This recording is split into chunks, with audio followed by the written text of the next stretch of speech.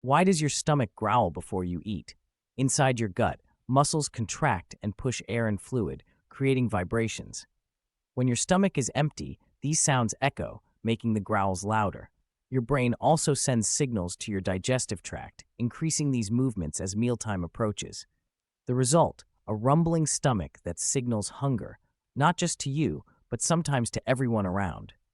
What other signals does your body send when you're ready to eat? Vital health.